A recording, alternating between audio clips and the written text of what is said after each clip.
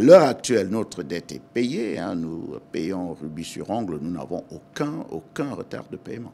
Pour balayer les soupçons d'une certaine presse qui déclarait que le Cameroun aurait des retards dans le paiement de sa dette extérieure et que sa notation aurait été abaissée par certaines agences, lui, Paul Motazé, s'est voulu très précis.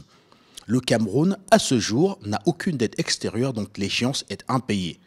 En d'autres termes, les créanciers du Cameroun à l'étranger n'enregistrent aucun retard dans le paiement des sommes qui leur sont dues, pas même de retard dans le versement des intérêts. En marge des réunions annuelles du groupe de la Banque mondiale, le ministre camerounais des Finances a tenu à marquer un arrêt devant la presse pour faire des clarifications importantes. Répondant à la question du journaliste s'agissant de la notation de la dette camerounaise, lui, Paul Motazé, a affirmé que la dégradation durant quelques instants de la notation du Cameroun a été un malentendu qui a été très vite dissipé, suite d'ailleurs à une requête des autorités. D'ailleurs, cela n'a pas affecté la validation de la 5e revue du FMI avec le Cameroun. Il se fait effectivement qu'il y a eu un retard de quelques instants en venant de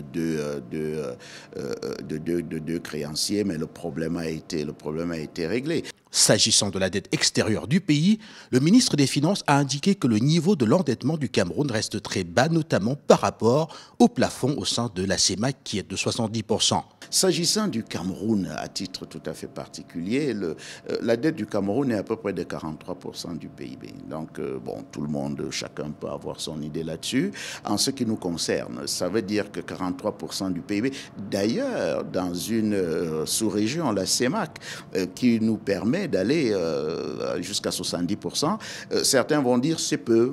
C'est bas, oui, surtout si on compare ça à la situation d'autres pays. Mais il est vrai aussi, dans le même temps, que ce montant peut être bas, mais le Cameroun peut rencontrer des difficultés pour le service de la dette. C'est pour ça qu'il faut voir ce problème sous un angle beaucoup plus général, de se dire en tant que montant, c'est pas trop élevé, mais le Cameroun, notamment s'il ne dégage pas beaucoup de recettes d'exportation, le Cameroun peut avoir de temps en temps des difficultés pour payer la dette. À l'heure actuelle, notre dette est payée. Nous payons rubis sur ongle. Nous n'avons aucun retard de paiement. Concernant les enjeux liés à la redéfinition des principes d'engagement du FMI qui est au cœur de ces réunions annuelles, lui, Paul Motazé, a tenu à préciser les attentes nombreuses de l'Afrique vis-à-vis de l'institution pour le financement, surtout dans un contexte international agité. Il y a moins de 2 ans déjà, les pays du G20, les pays les plus industrialisés, avaient pris la décision pour aider les pays à faire face aux différents chocs que le monde connaît, d'allouer des droits de tirage spéciaux. L'Afrique en a eu une part. Et il est apparu très vite que la part qui est revenue à l'Afrique était faible, et notamment parce que c'est l'Afrique qui avait les besoins les plus importants. C'est pour ça que décision avait été prise d'allouer le reste qui avait été attribué aux pays riches, dont certains n'avaient pas besoin, de les réallouer. C'était une réallocation aux pays en voie de développement. Ça pouvait se faire via les banques multilatérales de développement. Donc la décision sur le plan politique a été prise. Maintenant, la faisabilité est un peu plus complexe.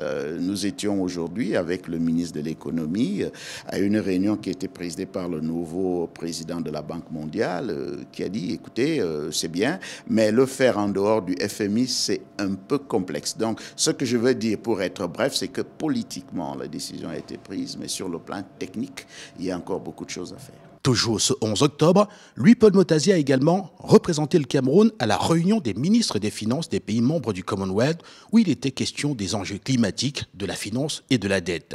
C'était une réunion du Commonwealth, mais là, la finance a ceci de particulier que la finance n'est pas, on ne peut pas dire ça c'est la finance du Commonwealth, ça c'est la finance de l'Afrique, ça c'est la finance de telle région. Le Commonwealth est un regroupement d'un certain nombre de pays qui voulait parler des problèmes financiers qui se posent dans le monde. Donc les problèmes qui ont été évoqués au niveau du Commonwealth, en gros, sont les problèmes qui sont évoqués dans d'autres pays. Vous avez parlé de ce problème de dette contre nature. Il s'agit de faire quoi en fait? Il s'agit tout simplement de se dire, est-ce qu'on peut alléger la dette de certains pays en tenant compte des investissements qui sont réalisés par ces pays pour tout ce qui est adaptation climatique, etc. Donc c'est une problématique qui ne relève pas du seul Commonwealth. On en a parlé à Paris, on en parle ici. Donc c'est des problèmes globaux de la finance internationale qui sont également évoqués au niveau du Commonwealth.